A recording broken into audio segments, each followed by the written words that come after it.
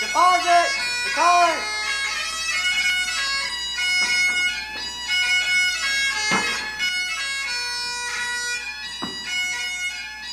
Flag party left, turn.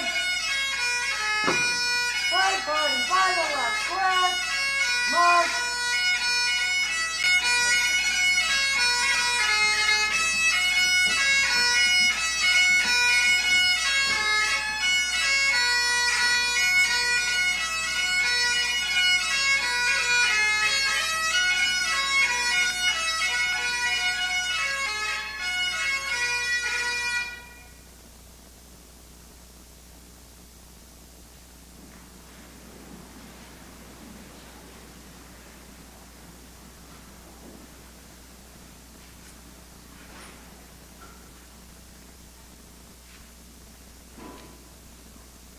We acknowledge that we are on Treaty 6 territory to the north of the Red Deer River, and Treaty 7 territory to the south of the Red Deer River.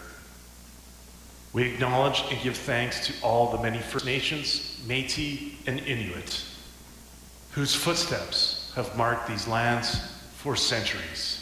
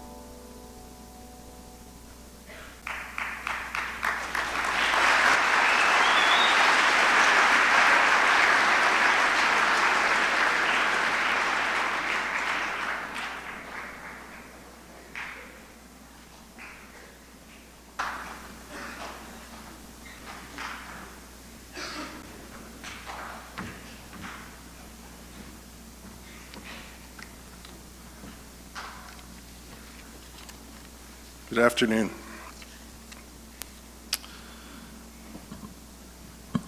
I know that you've all read and listened to this poem before many times. I'm going to ask you to read it in your heads, and while you're doing so, reflect on the images that it brings to mind.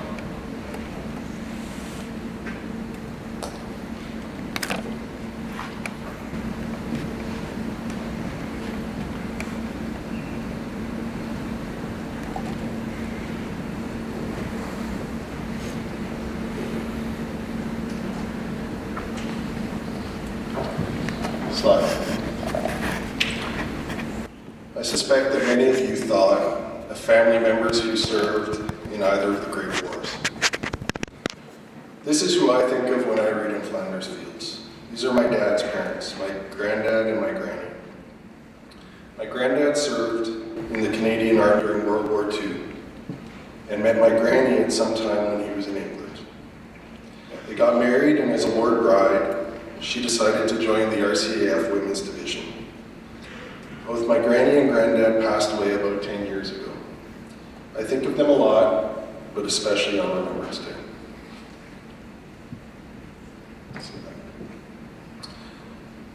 I also think about this man. This is Stocky Edwards. He was Canada's 7th leading ace during World War II and Canada's top ace in the Western Desert Campaign. During 2 separate postings in Comox, I had the privilege of getting to know Stocky and his wife Tony. This year, Stocky turned 100 years old. Stocky's a wonderful storyteller. Last year, I gave a presentation at a Remembrance Day ceremony, and I noted that Stocky was one of Canada's only remaining aces. I contemplated how much longer he'd be with us to share his stories. Stocky died this year. Growing up in Red Deer, I remember attending Remembrance Day ceremonies with my parents at the Armory, just across the street from here. At that time, I didn't quite understand the meaning nor the importance. The most striking part of the memory involves my perception of the veterans. To me, the First World War veterans looked frail. They sat on chairs with blankets on their laps to try to stay warm, as we collectively acknowledged their sacrifice. Over a few years, the number of these veterans dwindled until finally none remained. Today, when I attend a Remembrance Day ceremony, I'm equally struck by the appearance of the veterans. I feel transported back to my childhood. However, it's no longer the First World War veterans sitting in the chairs covered with blankets. Now it's the Second World War veterans. And as each year passes, we have fewer who remain. 25 years ago, I joined the Air Force during a time of relative peace. The Canadian Forces was involved in only a few operations throughout the world, mostly in support of the United Nations. That all changed on the 11th of September 2001, and within a month, Canada and the Canadian military were in Afghanistan. 165 Canadians died in Afghanistan. 158 of them were military members and 7 were civilians. This is Sergeant Martin Goudreau. He was a close friend of mine when I was young. He grew up in Morris Road. He was a couple of years older than I was, and when I was a teenager, Martin joined the Canadian Army as an engineer. For a few years we lost touch, but we reconnected when I graduated high school and joined the Air Force. Martin was killed on June 6, 2010 by an improvised explosive device while he was on foot patrol near Kandahar City in Afghanistan. He was 35 years old, and he had served 2 tours in Yugoslavia and 3 in Afghanistan. This is my only experience being involved in a war. This is me fulfilling my role as the Chief Combat Operations in the 609th Air Operations Center on Al Udeid Air Base in Qatar in the Middle East. As the Chief of Combat Operations, I was responsible for directing all coalition air assets engaged in a number of conflicts throughout the Middle East. This is a bird's eye view of the 609th Air Operations Center. Being involved in war is never pleasant, but because of my location, I was removed from the worst parts of it. Slide, please. When I reflect on Remembrance Day, I wonder if these are the forgotten ones. We honor those who served and those who have fallen in combat, but do we honor the toll that war takes on those who return, including the toll of families and loved ones? The number of military personnel who served in Afghanistan and took their own lives when they returned to Canada exceeds the number who were killed while in theater. Many more are struggling with the effects of war. And now, when I reflect on Remembrance Day, I also think about those who came before and lived with the lasting scars. I believe this is now all the more poignant following the recent fall of Afghanistan to the Taliban. I suspect that many who served in that war are left wondering what we accomplished. I can't help but think about my friend Martin's parents and the emotions surrounding the loss of their son. Thank you.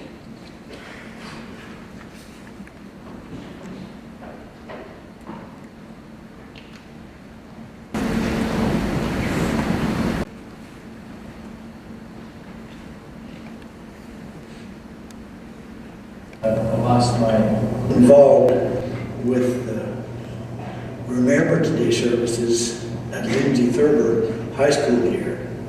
And the daughter is manager of the student records here. She's been involved with many functions there. And they put on one of the best November 11th. They far surpassed of the Legions. And there'd been a couple of the KVA members have come with me to it, and they were amazed at how well these kids do. And well, I've been involved with their ceremony for 4 years, and for 3 of them I laid the wreath as either a veteran, Legion representative. They had, at one point they had 3 services. Say one had half the school in the morning, another in the afternoon, and then public again at night. So it was a big thing with them, and I'm very happy to see it, especially with the young folks taking part in it. And they put on a show second to none. Like last year, every veteran, or correction, every soldier or whatever that had attended Lindsay Thurber from the Second World War on, that got killed in war, they had a cross and a poppy out front and going into the school. They really put on an excellent show. And all old uniforms, to this day it's kind of comical, because I give them all old uniforms with name tags and spits on boots and shoes and everything else. And they put on displays, and I've seen myself on pictures of a student with this uniform on. He's got my name tag on it. And old uniforms, hey, somebody can use them, good.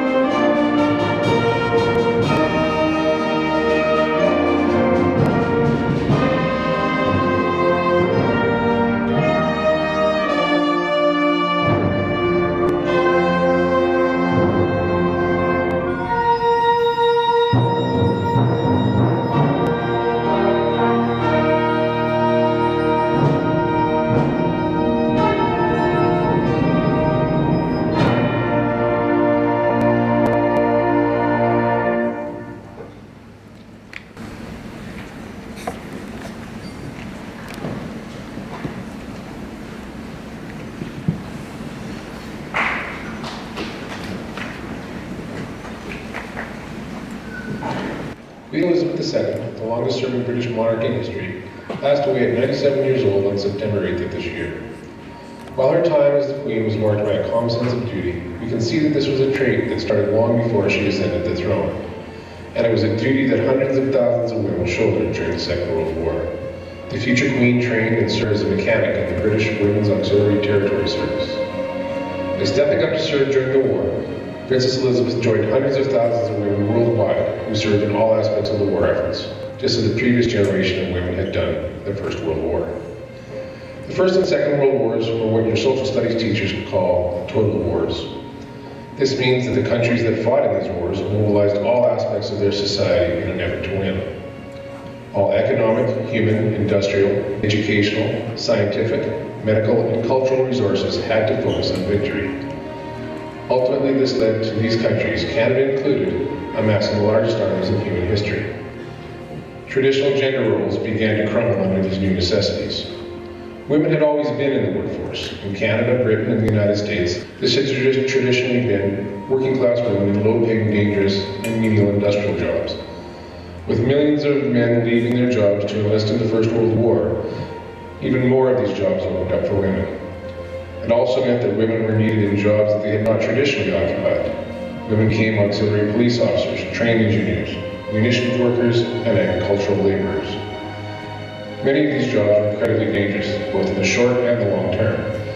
Munitions workers risked their lives assembling heavy explosive shells, as well as the long-term effects of working with these chemicals, such as a condition called toxic jaundice, which turned the workers' skin yellow, earning them the nickname of Canary Girls. Women also went to the front lines. This was primarily in the role of nurses.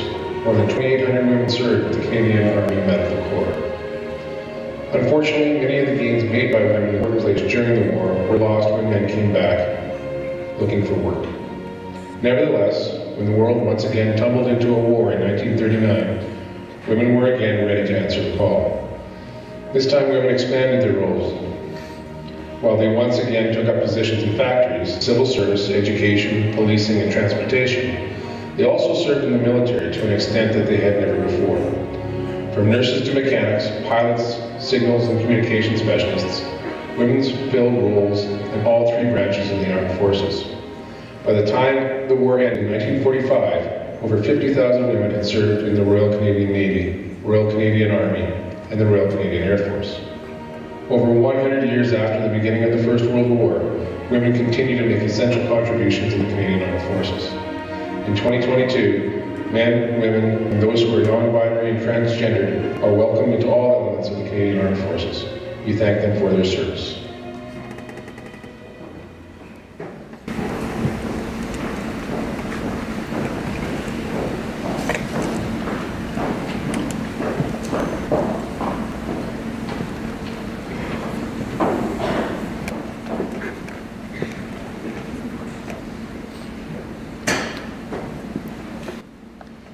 We did it for them. We promised we would. With shallow breaths, whispered words, we hugged them tight. With nervous eyes, we watched them go, far off into the distance, a place most of us would never go. So uncertain, so unknown, so utterly out of our control.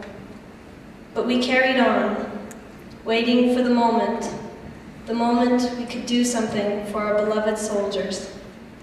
We promised we would. We sewed their clothes, weaving with persistence, hoping our tender care would stay the distance. Knitting, lacing, softening the jagged edges, longing in our worn-out hearts for the warmth and security we so wished we could give them.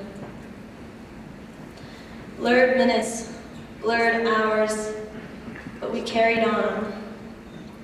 We sewed their clothes.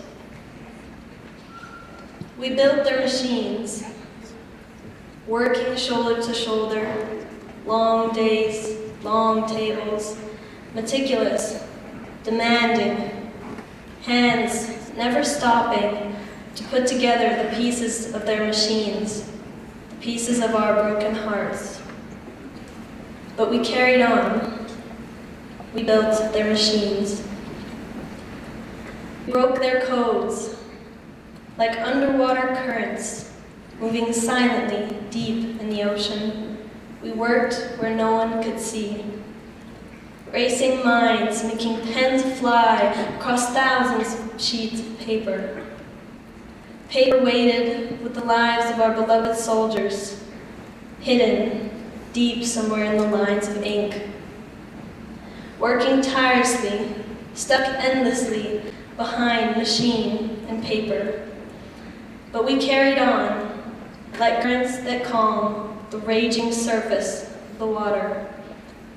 We carried on. We broke their codes. We did it for them, not knowing how to begin or how it would all turn out in the end. With the heart and soul of a woman, the one that seeks to cherish and nurture, comfort and hold, love and be loved. We did it like we've always done, with every fiber of our being, because as women we feel it's our calling to sacrifice for the people we love. We did it for them.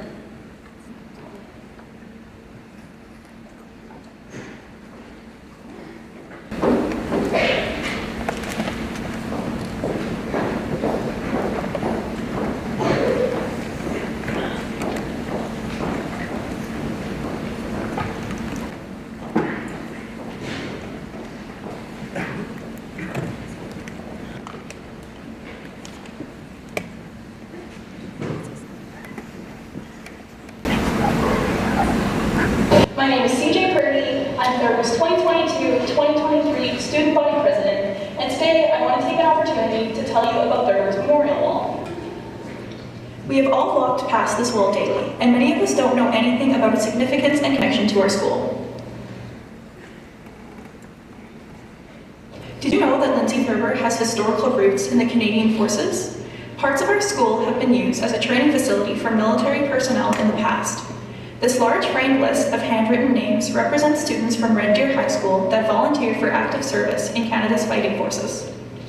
Following World War II, commemorative bronze plaques were placed in Lindsay Thurber that listed former high school students killed in the Great Wars. The first plaque honors 13 students that were killed in action from Red Deer schools during World War I. The second plaque reveals the names of 37 students that gave their lives in World War II. Many of these soldiers are the distant relatives of students in our school today. Many of these students were as young as 16 at the time they served in the Canadian Forces. Each year, we take the time to speak their names out loud as part of our Remembrance Day ceremony, so they may honor the sacrifice they made and connect to our community. Thurber's legacy of honoring former students that served in the Canadian Forces extends to our France exchange trips. These pictures document that legacy over time between Thurber and the final resting place of Canadian soldiers in France. In 1993, former teacher and administrator at Thurber, Mr. Rob Porca, along with his students, began researching the soldiers listed on the bronze plaques by ordering their attestation papers from the National Archives. Every 2 years, one soldier is chosen and their final resting place is visited by Thurber students. Lindsay Thurber French immersion students have traveled to Europe as a part of a France exchange trip. Once in Europe, the group holds a ceremony of remembrance at the chosen soldier's gravesite or memorial.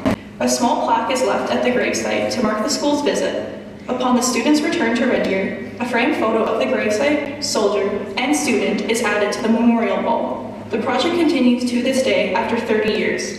To date, all World War I soldiers' graves have been visited by Thurber students. Next time you walk by this wall, take a look at the pieces. We are all so fortunate to be students that attend a school with a rich history of commitment and service.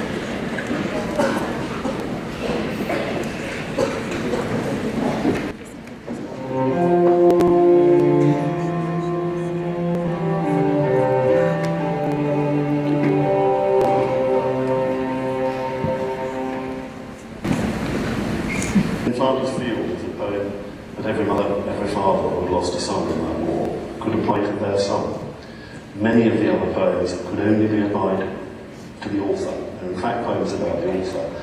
And McRae's medical background, I often think, comes out in that play. There is a man who's used to seeing other people's suffering. And some of the very best war poetry was written by people for whom suffering was not a shock or a surprise.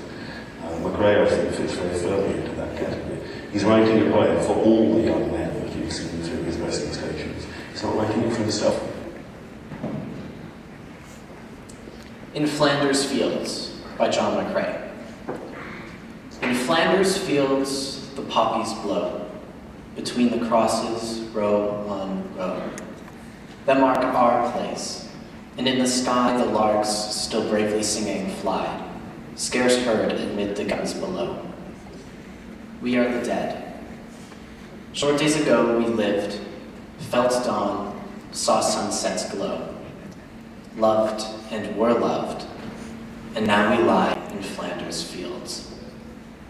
Take up our quarrel with the foe. To you from failing hands we throw the torch. Be yours to hold it high. If ye break faith with us who die, we shall not sleep, though poppies grow in Flanders Fields. Au champ d'honneur, les coquelicots sont parsemés de l'eau en eau auprès des grottes. Et dans l'espace, les alouettes devenues lasses, elles chantent au sifflement des obusiers. Nous sommes morts, nous qui songions la veille encore, à nos parents, à nos amis, c'est nous qui reposons ici, au champ d'honneur. À vous, jeunes désabusés, à vous de porter l'oriflamme et de garder au fond de l'âme le goût de vivre en liberté. Acceptez le défi. Sinon, les coquelicots se faneront au champ d'honneur.